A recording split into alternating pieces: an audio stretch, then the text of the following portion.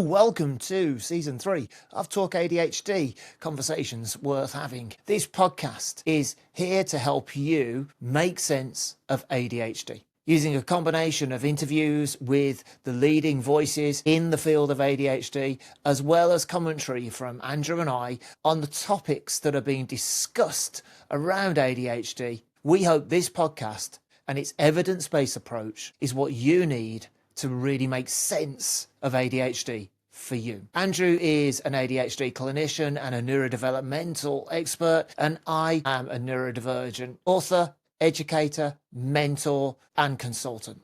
It's our passion to make sure that everything we do and everyone we speak to talks from an evidence-based approach. So sit back, relax, and enjoy this episode of Talk ADHD. Hello again, we are back. Now, this is part 2, following on from last week's conversation where we spoke about social media and the way content is presented. This is the conversation about some of the other big topics that have been spoken about on social media in a variety of ways, and really how we can make sense of what's useful information, what's whatever credible means, and perhaps what we need to tread a bit more carefully around. So, Andrew, there are lots of these conversations at the moment. There are so many, but like we said at the end of last week, some of the main ones that I think are worth touching on are this thing called AuDHD, the concept that the understanding of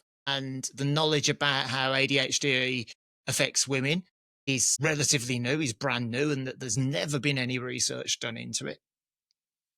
And also the conversation that's a big divisive one that we see about medication and about whether medication's good or bad, or is it being forced on us, or should we take it or not take it. Those are, I think, some of the biggest ones that I see spoken about regularly across multiple platforms. And they're all presented in the variety of ways that we touched on last week. So where would you like to start?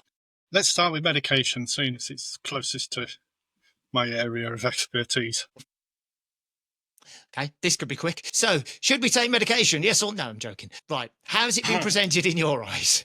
Well, I'm probably not the right person to ask because I live in an echo chamber where issue many prescriptions every day for medications. So I might be a bit biased on that front. However, the literature is clear that medication is the single most effective intervention for ADHD. However, medicines have side effects. Read the side effects on the side of a box of paracetamol. I defy you to not go, oh, I wasn't aware of that. But somehow, because of the issues we've talked on the podcast before, going right back to prohibition in the States in these the politics of the supply of controlled drugs, there's some pretty harsh misinformation around the medicines that are prescribed for ADHD. It grabs attention, isn't there? That's quite sort of it's emotive stuff that it's misleading. It is. It's I think we keep referring back to the conversation we had with Steve Ferrone, but that's because it was so comprehensive in what we talked about. He talked about the harms of someone seeing a reel about medication and deciding that they no longer needed their medication because they could just have a bowl of kale and everything would be fine. But then their car insurance was invalidated, I think was the example that Steve gave. Yeah. But there's a lot out there. There was one reel that I saw recently on social media that didn't do that made me think differently. And funnily enough, it was produced by you. Well, who'd have thunk? Yeah, it was. Okay, I'll tell you what. We'll insert that reel here, or at least a snippet. Should you take stimulant medication if you have ADHD? Is it the only thing that works? Well, the evidence base would say it's the best option. It's the one that we know works for most people at reducing and helping most of the core symptoms of ADHD. But that doesn't mean we shouldn't explore the things that are healthy and free that might be good for us. Which is why I'm not alone getting in the sea here on Brighton seafront this morning. Because for me, it makes me feel happy and alive and good. And yes, it makes my brain feel calmer. Should you try it? That's not for me to say. What I'm really trying to say is, don't let anyone tell you what is good for you. But if you want to know what we've got evidence for, and the most evidence, specifically for managing ADHD, then yes, medication is known to work best. That was something I filmed while I was away speaking at an event in Brighton. It was in the morning before I went, and I chose to go for a swim in the sea because it's something I enjoy. I felt that it was a really good opportunity to address this conversation about should you take stimulant medication. What was it about that you went, that was good content? It was a way of promoting doing something that works for you, that didn't say there was any comparison to medication. It wasn't about saying, "Oh, this is better. This is the holistic way of dealing with this," because you're not being holistic if you're disregarding medication. The difference is that last bit that you say. I can't remember exactly how you word it, but it doesn't matter what the evidence is. I know it feels good. Yeah. Okay. Yeah. Absolutely. And again, as I said last week, it's that genuineness. It's not making huge claims about the value of cold water exposure as a treatment for ADHD. It's just, I'm doing this morning because I know it's going to lead to me having a better day. It wasn't even about ADHD, I don't think. It was just that this is something that works for me. And is that such a bad thing? And that is a completely separate conversation from medication, but you were able to say, this thing, you didn't get into sort of the impact on synaptic dopamine levels as a result of cold exposure or anything like that. It was just say, this works for me. And I'd said, and I haven't done it, but I'd wanted to do a response from the woods. Yeah. Because, that walking in green spaces works for me. I don't need to pull out the literature to know that, because over my years of experience, my head's full and I'm stressed, going for a walk in nature really helps me. Right. Now, it's that word for me, right? You've just said going for a walk in the woods works for me. Even as a clinician, can you say absolutely, categorically, without any fear of contradiction, and it will have exactly the same effect for anyone else that tries it? No, I wouldn't even say that about medicines. Yeah, this is the start of this conversation, isn't it? Because you and I have seen it on various platforms. There are those people making content about stimulant medication in particular, who are very much that binary, that black and white. And almost every time when I've looked a bit further into the people behind the accounts making those posts, and you look at what their medication journey was, it almost every time has pointed to someone who didn't get very good information or education about why they were being told stimulant medications might be good for them, other than what perhaps they had already seen on social media, who then had what I've seen again is a typically very bad experience in titration, who when they've hit periods like we discussed in the first episode, where they get to that maybe sort of first 3 to 4 weeks through titration and they start thinking, oh, this isn't working anymore, who aren't able to talk to their clinical prescribers, who aren't able to get a review because they're expensive. So they're not able to get anyone to say, that's okay. That doesn't mean it's not working. That's something else. That's information. Tell me, what do you mean by that? But because they don't get at that point, oh, this is rubbish. And that becomes, no one needs medication. And I've cured my ADHD with, and again, go back to this word holistic. Holistically shouted a lot. And yet, how's it holistic if you completely exclude that some people may benefit from another form of approach like medication, right? Now, that kind of content, unfortunately, gets a lot of views. People pay a lot of attention to it.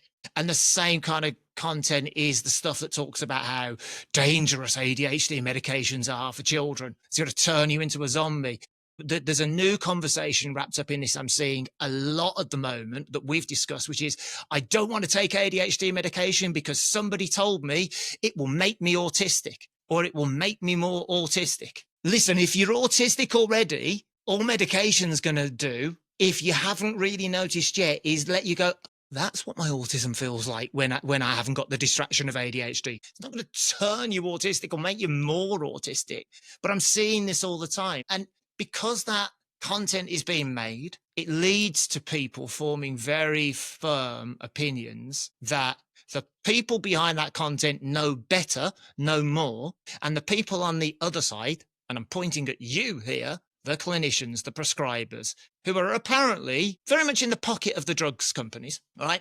We're only saying people should take meds because that's how you get paid. And that's how they turn their profits, which again, I don't believe that's true. At least I've not seen you driving around in a Ferrari because of all the prescriptions you've written, right?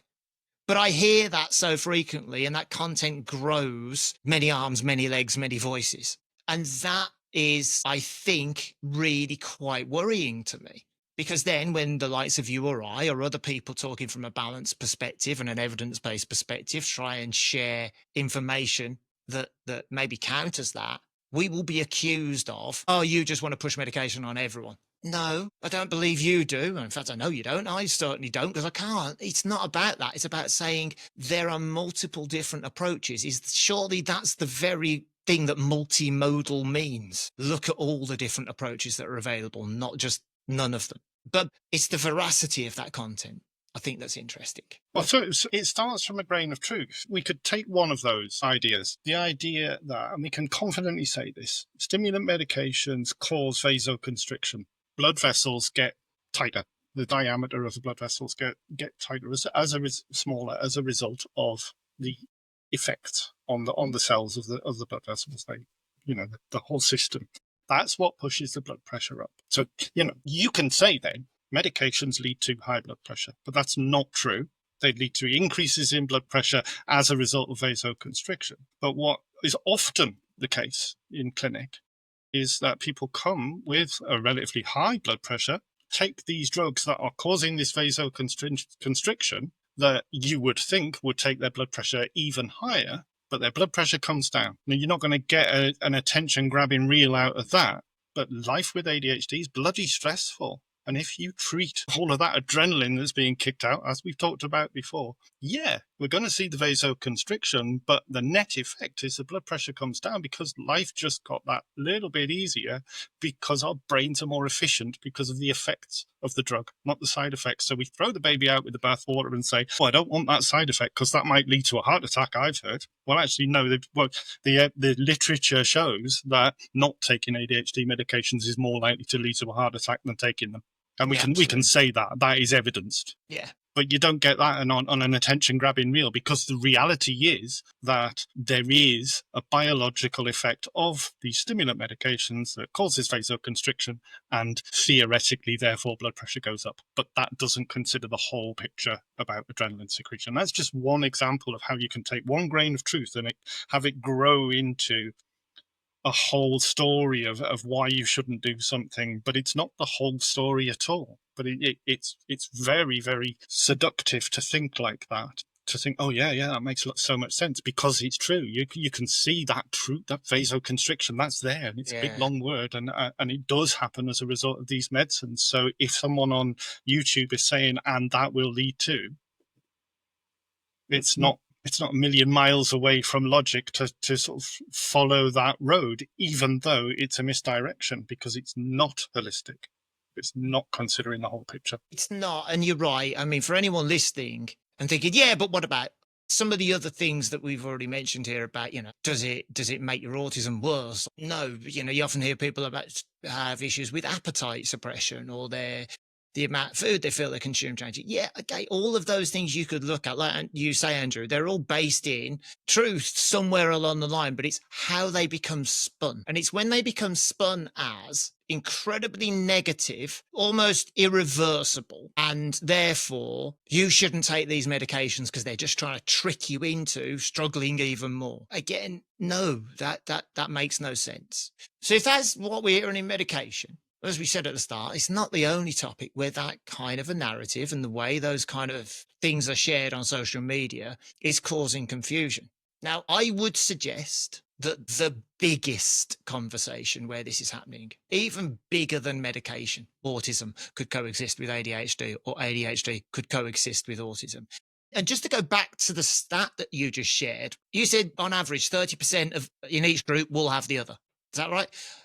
The figure I'm seeing quoted regularly, 80% of people with ADHD will have autism. I'm seeing that in almost every post, referenced all over the place. Now, just let that sink in for a minute, if you're listening. How can we have that, where's my math, 30, let's call it 50% difference? How is that possible? I believe, personally, that the reason people perceive it to be 80% is because there's so many people talking about, I've got AuDHD, that the perception is changing.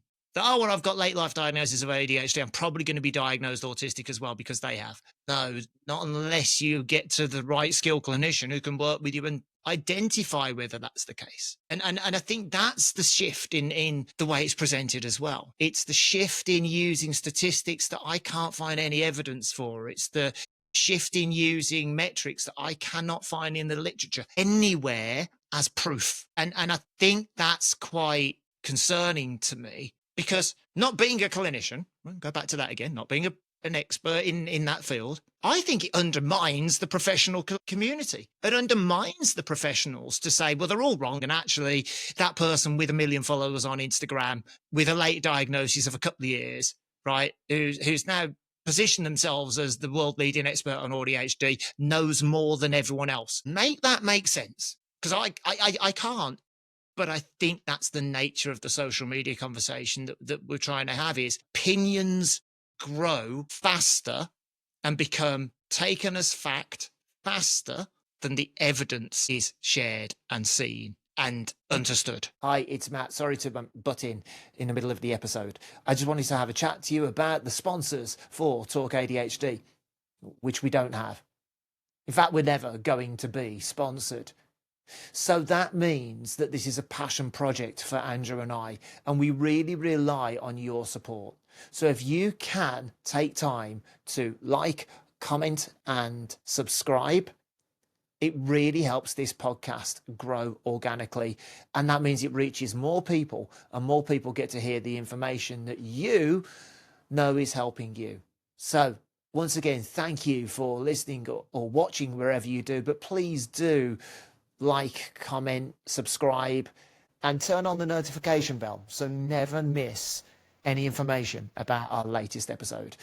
So I think I can answer your question of where this 50% come from, if you like. Please. So this 50%, it's in the semantics. It's in the way it's framed. Because I could say that it's likely more than 30% of people with ADHD will present with features, traits of autism. And 30% of plus percent of people diagnosed autistic will present with symptoms of ADHD. I can say that from my clinical experience. And the issue is that people who are presenting those symptoms as diagnoses are not understanding what a diagnosis is, because a diagnosis isn't a cluster of symptoms. Read the diagnostic criteria. They're there on the internet. DSM doesn't just talk about symptoms. There's a lot more to making a diagnosis than just going, yep, loses his keys. Yep, zones out sometimes. If that's your diagnosis of ADHD, it's not a diagnosis of ADHD. It's a list of symptoms that I think, particularly when you talk, sensory sensitivity is a key one. Lots of people diagnosed with ADHD who do not meet the criteria for a diagnosis of autism have sensory sensitivities that change in nature when they take medication for ADHD. It doesn't mean that they're autistic. It means that they have a brain, and when we change the chemistry in the brain by giving a medicine, it changes more than those 18 symptoms of ADHD. And there is a clinical gap between the diagnosis and the human experience of a neurodevelopmental condition. And clinicians sit in that gap, helping people to navigate. And yes, sometimes they balls it up. And when they balls it up, people look to each other for help, advice, reassurance that it's not necessarily them.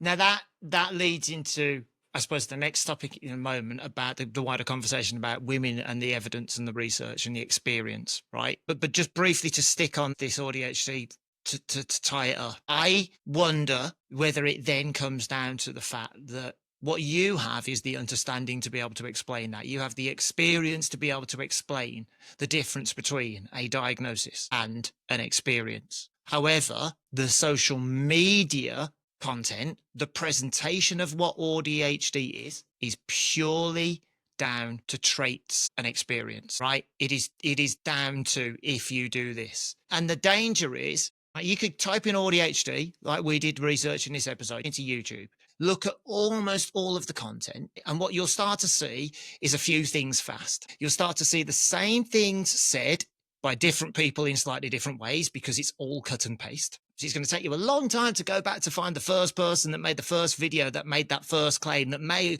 not have been correct in the first place, but it has long since been copied and reshared and reshared and reshared. So you're going to see that. You're going to see an awful lot of that content, whether it's short form or long form, that very, very well states these things as facts, but provides absolutely no evidence for them. No links, no qualification, no, and here's where you can go to find out more. Just, I say this. So how do we know? How does anyone know that what's been said is correct? And I think the other thing you're going to see is in the comments, because of what I understand to be several mechanisms of psychological bias, confirmation bias and affinity bias, chief amongst them in the research I've been doing, what you're going to see is people coming to very fast conclusions that what they've just seen is spot on. That's exactly their experience. So therefore, I don't need any more evidence. That's right. And those three things alone, I think, are what cause the confusion and this ongoing division between the clinicians and those doing the research and the social media. Because hey, when you try and present facts and information and links, all right, let's be honest, how many people with ADHD, maybe unmedicated, have got the time, the patience, or the executive function and concentration to go away and do all the research and read the links? But I saw that reel, it felt right, so I'll go that way. That's a And thing. often it feels more right than the experience in clinic. It does. Because the experience in clinic wasn't right either. Yeah, it does. But that doesn't make this more seductive, punchy thing any more right. It feels more something that resonates. I really struggle with the word resonates. Yeah, I know. If that resonates, then that appeals to someone that understands better than the clinician who I've been told really gets it. But maybe they didn't get it because they didn't know the question to ask. They missed something. They had tight pressures because of the service they work in. There are so many factors that could lead to a negative clinical experience, but that doesn't mean that someone on YouTube who has had a similar experience has discovered a whole new realm of science. Okay. They've just had a similar negative experience. So then let's move on to the other big topic, right? And I think what we'll preface this before saying this is we haven't actually done an episode specifically on the experience of being a woman with ADHD since season 1. So we are long overdue that, and we are trying to reach out to somebody who we would dearly love to come and talk about this. So as soon as we've got that, there will be an episode that is 100% on this topic, where it's a woman speaking about a woman's perspective and us listening and learning as much as you. Okay. However, this is a conversation again about social media presentation of what is being taken as fact and perhaps what is the historic reality. So that conversation is that, first of all, the reason there are so many women being late diagnosed with ADHD is because they were just ignored for so long, right? Nobody considered them. It was only boys. It was only men. That's number one. Number two, that I see stated as fact all the time, is there has been no research done at all into the effects of women's hormones at any stage in their life and the effect that may have on the presentation of ADHD. None. It's never been considered. And we're only learning about that now because this person with 1 million followers on social media started to say, hey, I think I've noticed this. So those are the two biggest things I hear. There is a smaller side conversation, and I mentioned this when I spoke with Alex, when he said, what's the difference? And I think the difference is that as the conversation rightly grows in the understanding about what the experience for women, late diagnosed already, of having ADHD, it is almost creating more stigma for late diagnosed men to not want to talk about the fact that they may have been diagnosed, because there are more men that I meet who were not the stereotypical boy in the classroom bouncing off the walls, getting in trouble with the police and doing all the terrible things, who receive a late life diagnosis because actually, hold on, everything's got a bit harder. So who could be deemed as presenting in a more female way and more, more like a woman, right, than they would classically a man. And that's because there's this, again, maybe stereotype of more women inattentive, more men impulsive, hyperactive. So we see that. And I think that creates its own division. or is creating its own division. What do you think is at the root of that? And why, again, do you think that those shared opinions, those sort of what you could call groupthink opinions, become this irrefutable fact? Because it's complicated and because there are outliers. I've worked with some very hyperactive and impulsive girls. I've worked with boys who have inattentive presentation ADHD, and the majority get the headlines. So in any group, the majority get the understanding, the outliers don't. So any minority in any population will be less well served, because economies of scale say it's easier to think in bigger groups. That's something we as humans do. And what that does is create minorities that get pushed out because they don't quite fit with the social construct. But actually, these social constructs are, they're okay for 80%, but actually 20% always outlie that. So I think there's a long way to go in the neurodiversity movement in understanding what diversity actually means. So I think that it's about this clustering of commonalities even within minorities. Yeah, I hear that, and it's what I see all the time. Again, you said you've used the phrase, people want to group together, they want to find their identity, and when they find an identity that seems to fit, we kind of latch onto it very fast. I think from my perspective, again, what I seem to see or hear is when people are very early on in figuring out what this stuff means to them, pre-assessment, pre-diagnosis, if they're fortunate enough to get one, pre-going, I think this is me, right? Way back then, when they don't know what they don't know, when they see someone speaking confidently, telling them this is your experience because you are that sex, that age, that whatever, it is that affinity of, you're talking to me. And we're very quick to go, yes, that's me, that's right. And to latch onto it and to be very, very passionate and vocal about that, and to challenge anyone that says otherwise. And yet, I've seen countless women and men who, some way down the line of their own diagnosis or recognition, completely fundamentally change their own perception of what this means to them. And will say, yeah, I know why I felt like that was right, but actually that's not how I presented in school, and that's not how I felt in school, and that's not how I felt in work. It's just that was what I was hearing, and I felt like I had to agree with that because I wasn't seeing anyone else say what my experience was. And that's the bit that worries me. The bit that worries me is when people are almost led to think that they have to find affinity with things that they don't quite, but there's nothing else. That then prevents them from figuring out what this all means to them, actually, in the first place, in reality. And so that's when they do miss that nuance, when they do lack that knowledge because they don't know where to look or where to find it.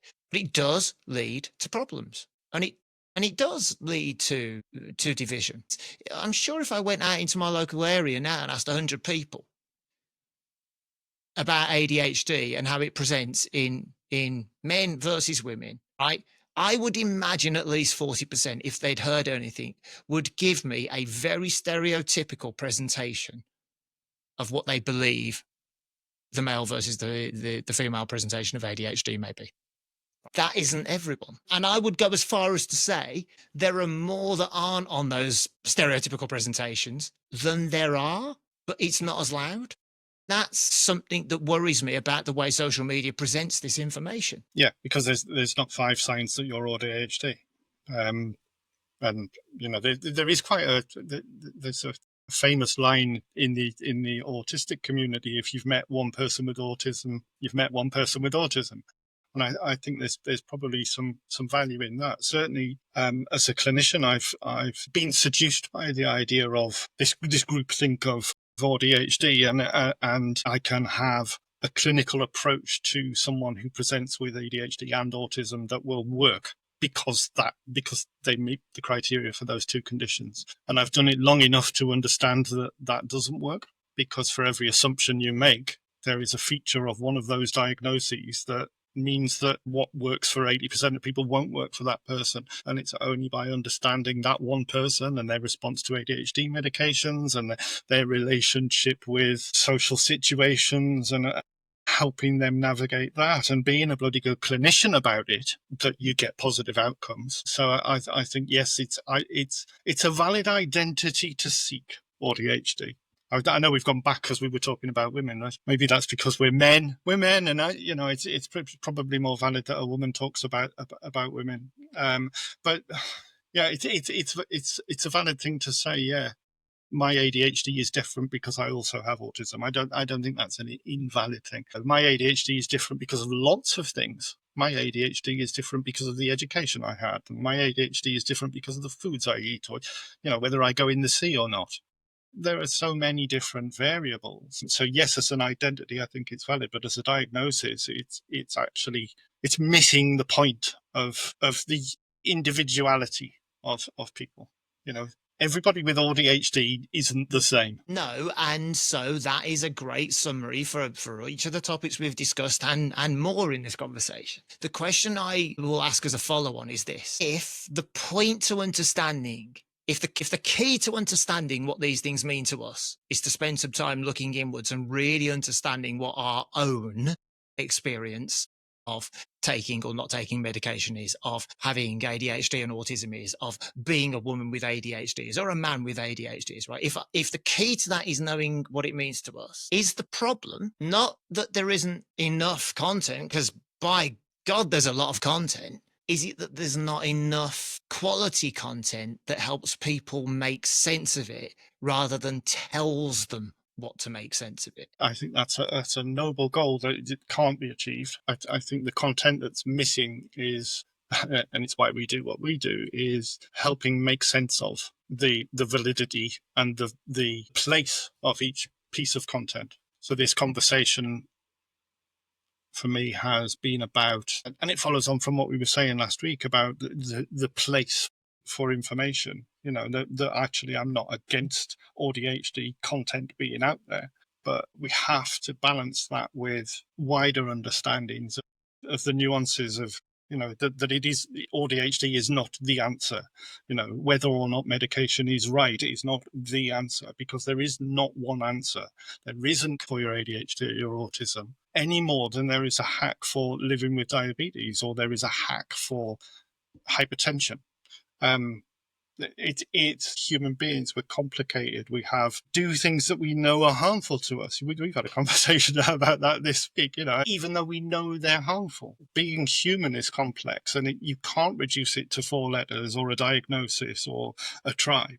Each individual journey is an individual journey. No one can be you better than you. Yeah. So providing information about how to process the information out there, I think, is probably a more valid approach than this is the right information. Helping people make sense of what information is and what the provenance of that is, what its origin is. You've talked about going back through the reels and finding the typhoid Mary of misinformation. That's a valid thing to do, and it might be a rabbit hole someone wants to go down, is go, okay, there can't be 5 signs and that's it, that you're a woman with ADHD. So where did that come from? That's a valid thing, exercise to go through and see where these stories come from. But you can do that with all sorts. The reason the spellings of words has changed over the years, it isn't something that's peculiar to healthcare, neurodevelopmental conditions. This is the evolution of human understanding. This is the nature of science. So perhaps one key thing is, if someone is presenting something as the absolute truth, it's likely horse shit. Yes, because typically those that shout loudest,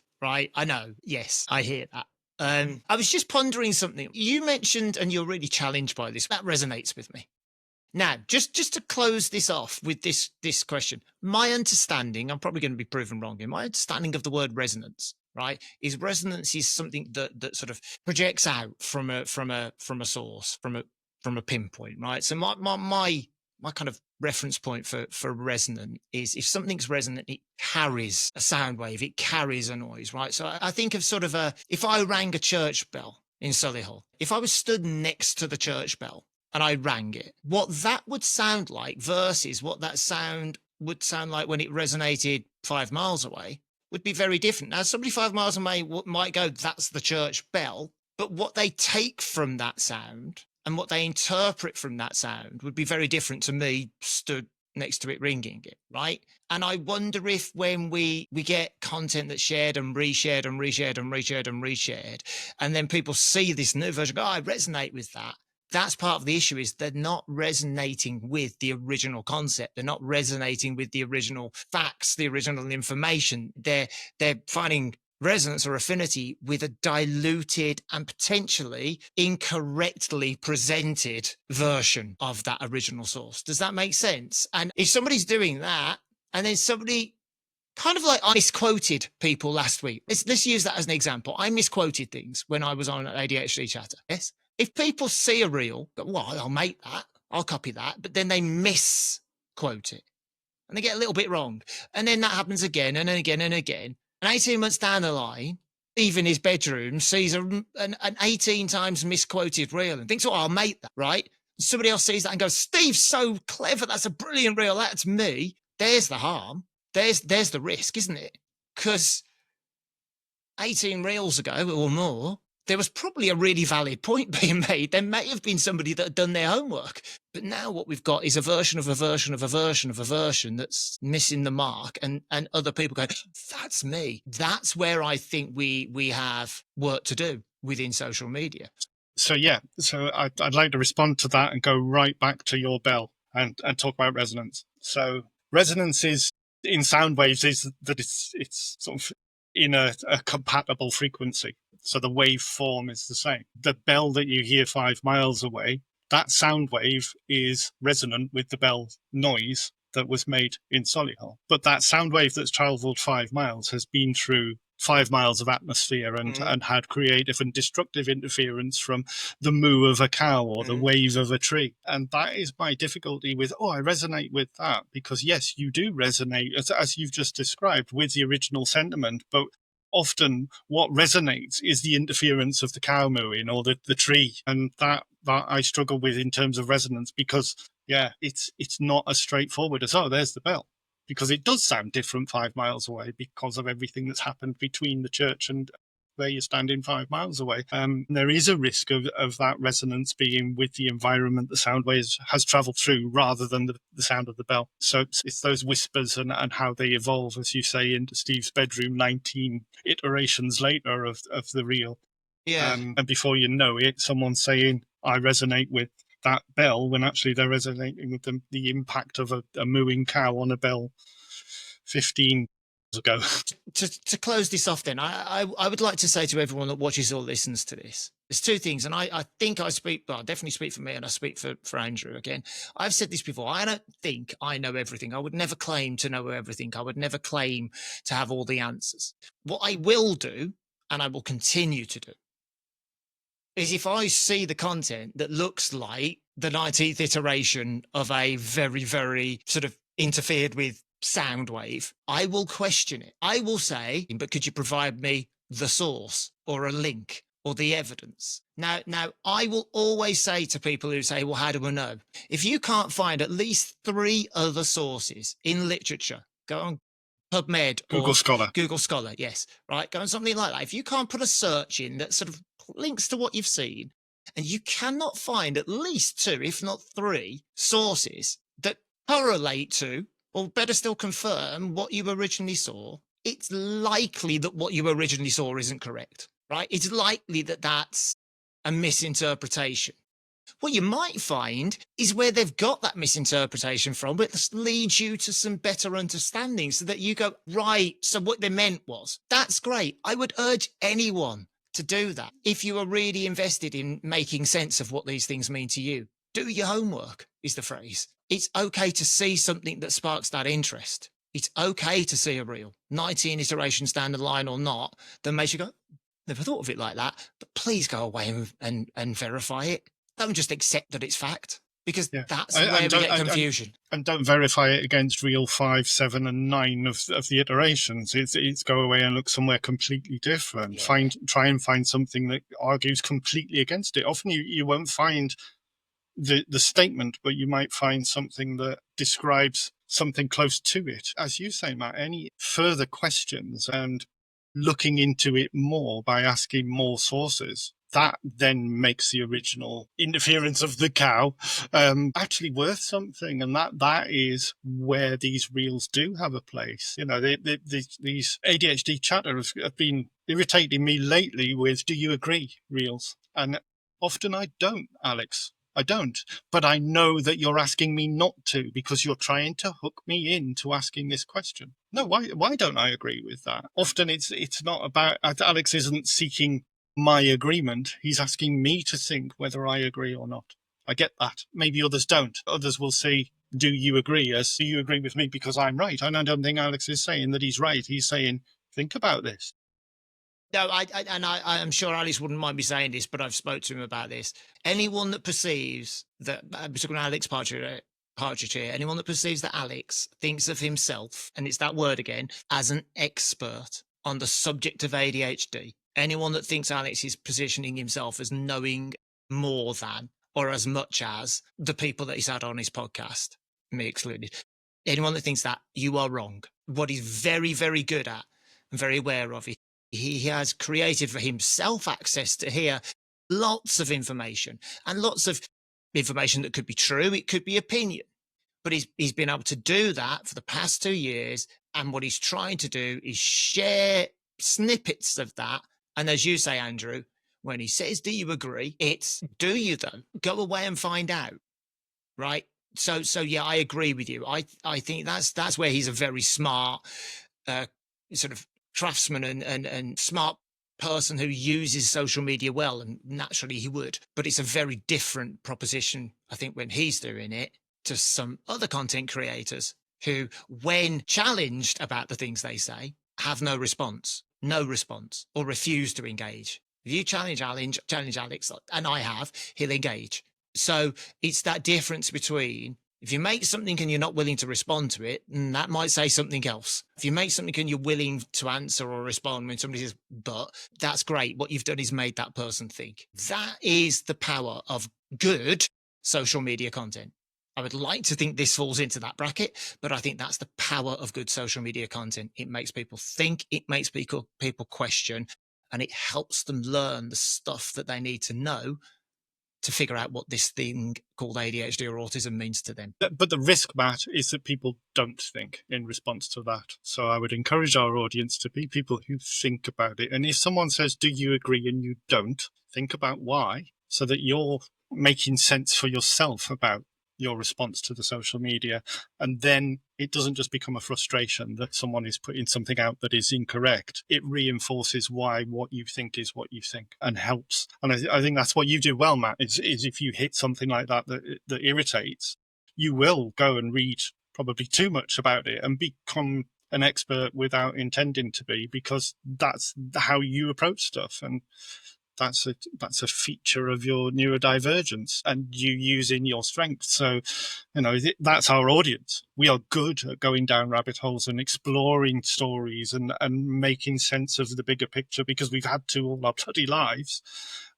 So for our audience, don't just listen to us. If we say something that jars, find out why it's jarring, because they're the pinch points where you can learn about yourself. I don't have all the answers. I don't have all the answers for myself, never mind everybody that comes to me for help. But I hopefully provide a safe place to start asking the right questions. And that's why I do this podcast with you, because it's another way of helping people ask the right questions. Couldn't have put it better myself, folks. I hope that episode has helped you.